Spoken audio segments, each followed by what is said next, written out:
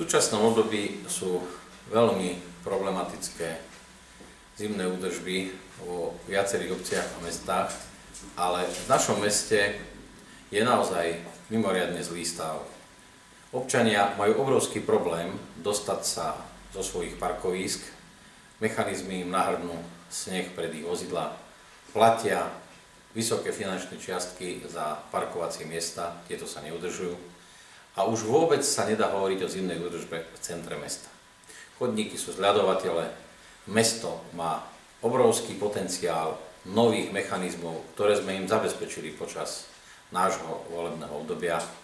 Tieto sa nevyužívajú tak, ako majú, nedokážu robiť vtedy, keď je treba, ale robia až ex post, keď je celá situácia zľadovateľa, ľudia padajú. V centre mesta je obmedzený pohyb, namiesto toho, aby začali pracovať, tak na svojej stránke upozorňujú občanov, že je zľadovateľa, vozovka, že sú zľadovatele, chodníky a podobne.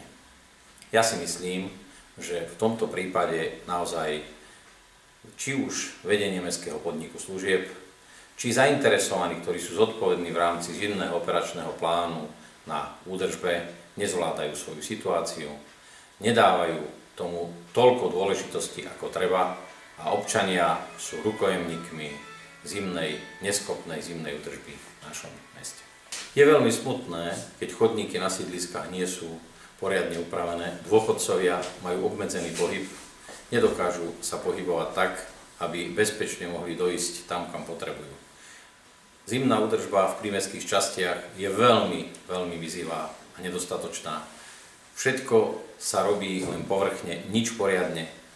Mrzí ma, že aj retardéry, ktoré boli umiestnené na vozovkách v letnom období, dnes tam ostali.